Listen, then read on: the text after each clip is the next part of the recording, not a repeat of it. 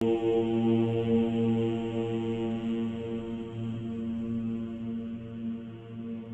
नमः शिवाय। भारत माता शिव शक्ति अवतार। आज है 12/9/2024। रिवाइज डेट है 21/6/64।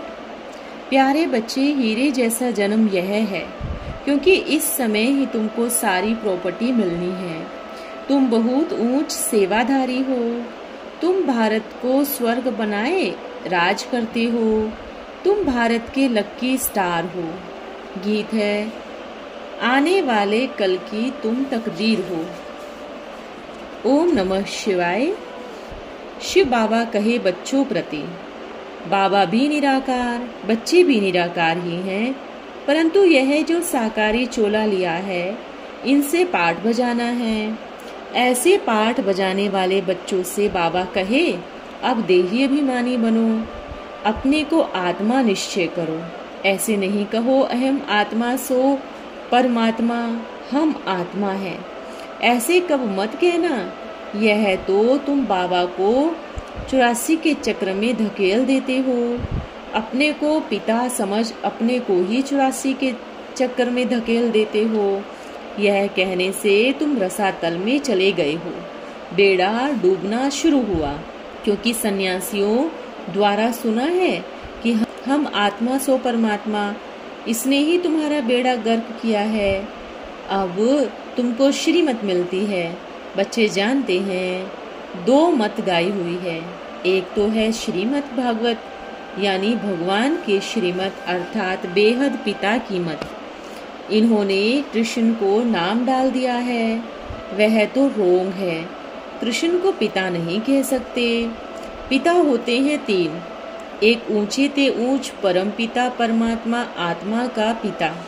दूसरा है प्रजापिता ब्रह्मा, उनको परम पिता नहीं कहेंगे, वह प्रजा का पिता हो गया। इनका नाम भी बाला है। कृष्ण को प्रजापिता नहीं कहा गया। और तीसरा है लौकिक पिता, बेहद का पिता कहते हैं। बच्चे देही अभिमानी भव। अब श्रीमत की तुमको डायरेक्शन मिलती है। दोनों की मत इकट्ठी चलती है। तुम महसूस करते हो कि यह महावाक्य शिव बाबा समझा रहे हैं। कभी कभी ब्रह्मा का भी निकलता है। त्रिमूर्ति शिव के बदले भूल से त्रिमूर्ति ब्रह्मा कह दिया है, परंतु इनका अर्थ कुछ भी नहीं निकलता। त्रिमूर्ति ब्रह्मा कहने से ब्रह्मा की मत गाई हुई है। शिव को उड़ा दिया है, कहते हैं ब्रह्मा उतरा। अब ब्रह्मा तो है सूक्ष्म वतन में, जरूर राय देने वहां से उतरते हैं। सूक्ष्म वतन से आकर मत देवे फिर चला जावे, यह भी तो हो नहीं सकता ना। अब तुमने यह समझा है।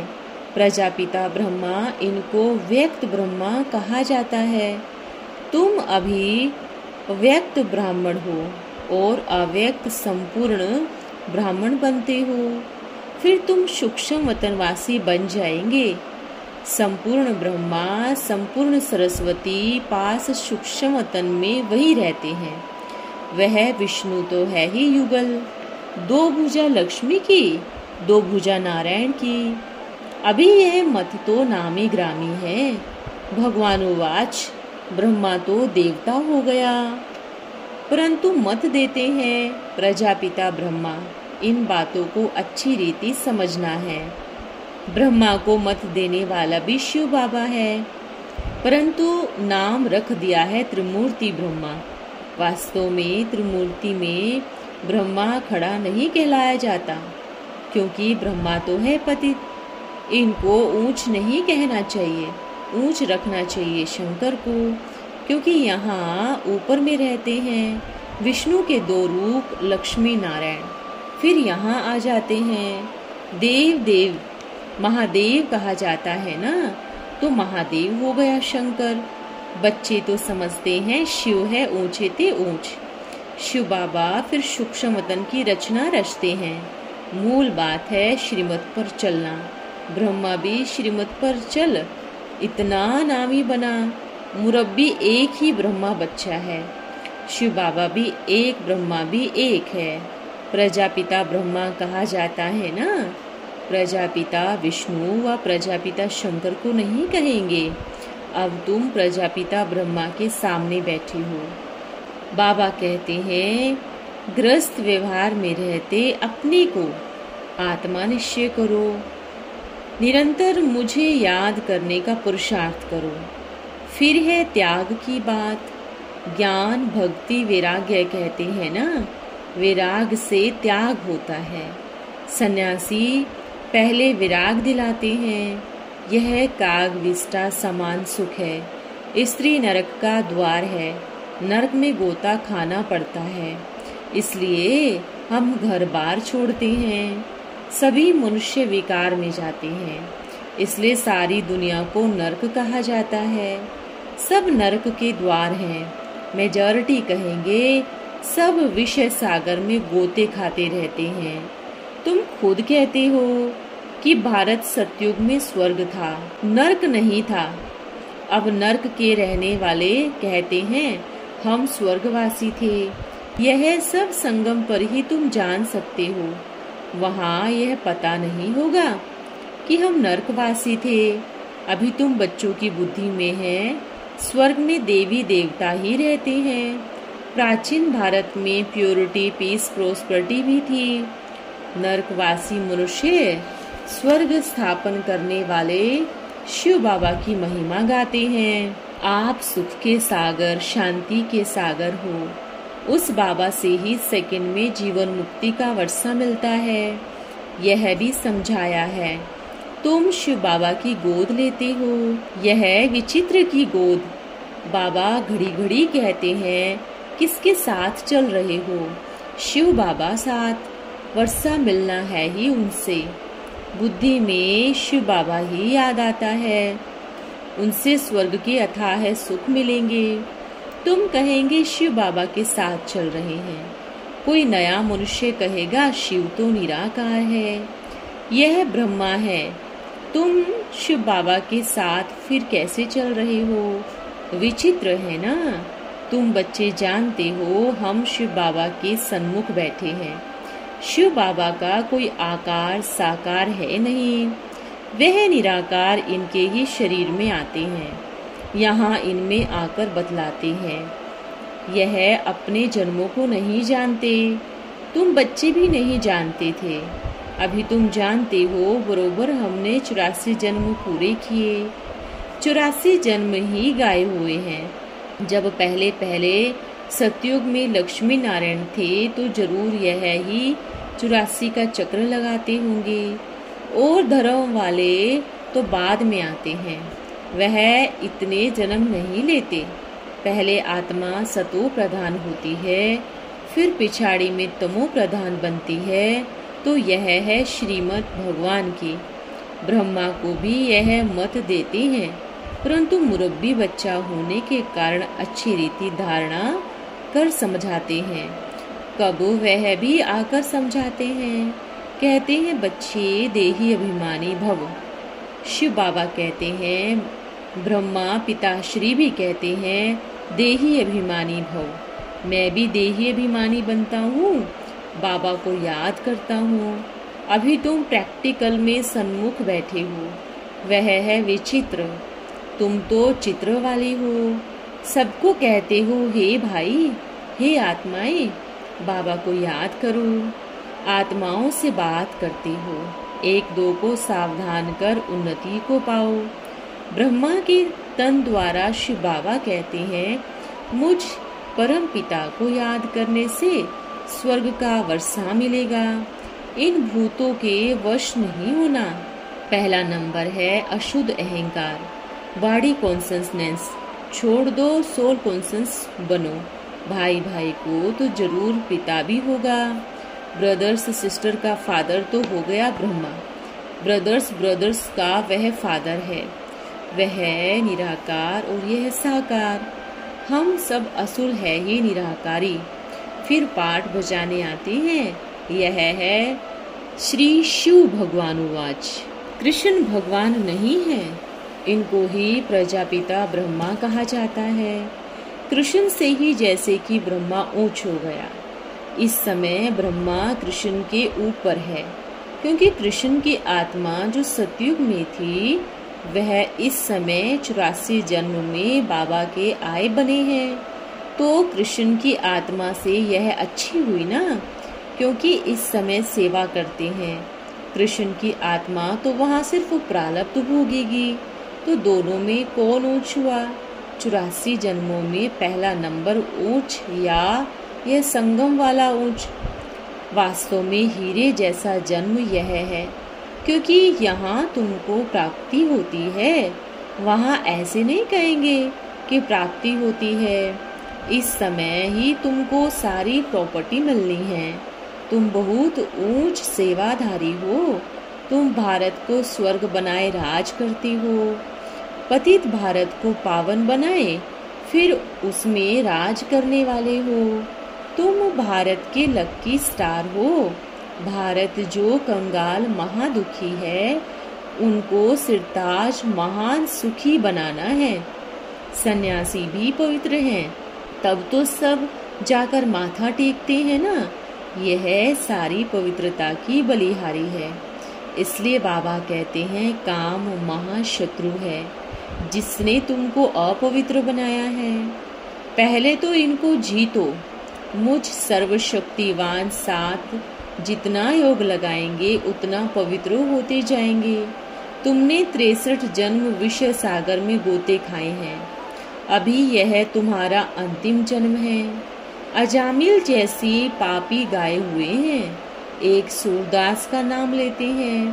पहले तो वह अजामिल था, कोई वेश्या के पास जाता था, बाद में उसने आंखें निकाल दी तो अजामिल हुआ ना। भारत में नारी एक ही पति करती थी और पति भी एक ही स्त्री करते थे। अब तो कितनी स्त्रियां रखते हैं। सतयुग में है ही पतिव्रत पावन धर्म, सदैव सुखी सुख रहता है। यहाँ तो है ही पतित सन्यासी। सतो प्रधान थे तो बहुत तीखे थे। कहाँ भी जंगलों में उनको भोजन मिलता था। पवित्रता की ताकत थी। ऐसे नहीं कि परमपिता परमात्मा सर्वशक्तिवान की ताकत थी। तुमको उनकी ताकत मिलती है। माया का राज शुरू होता है द्वापर से। 5 विकारों रूपी रावण का राज आधा कल्प चलता है। मनुष्य समझते नहीं पतित पावन कौन है। गंगा को ही पतित पावनी समझ लिया है, परमात्मा को जानते ही नहीं। कह देते हैं परमात्मा और उनकी रचना बेअंत है और सतयुग की आयु लाखों वर्ष है। अगर ऐसे होता तो देवता धर्म वालों की संख्या जास्ती होनी चाहिए। अभी तो क्रिश्चियन लोग जो बाद में आए हैं उन्हों की संख्या जास्ती है। यह शिव बाबा बैठ समझाते हैं। बुद्धि के लिए बाबा भोजन देते हैं। तुम्हारी बुद्धि अभी कितना काम करती है। सन्यासियों की बुद्धि काम नहीं करती। रचता और रचना के आदि मध्य अंत को जानने का ताला ही बंद है। उनका है हद का सन्यास, हठ योग का। तुम्हारा है बेहद का सन्यास, राजयोग का। तुम राजाओं का राजा, स्वर्ग के मालिक बनती हो। इस समय जो पतित हैं वे थोड़े ही ये राज बताएंगे। गीता सुनाते हैं, 18 अध्याय का कितना लंबा अर्थ बैठ निकालते हैं।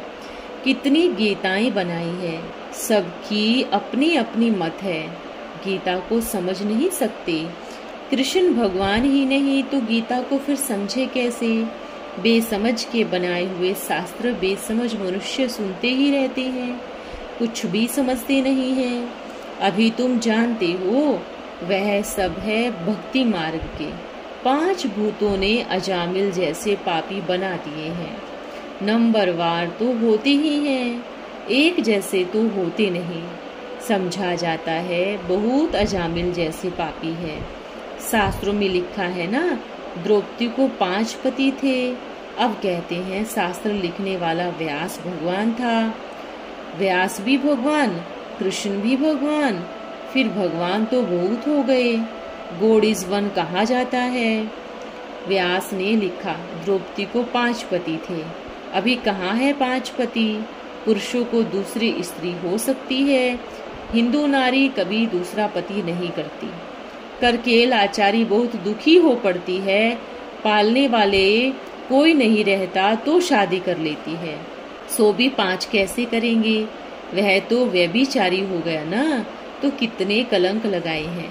बाबा समझाते हैं भगवान तो एक है, वह आकर राजयोग सिखलाते हैं।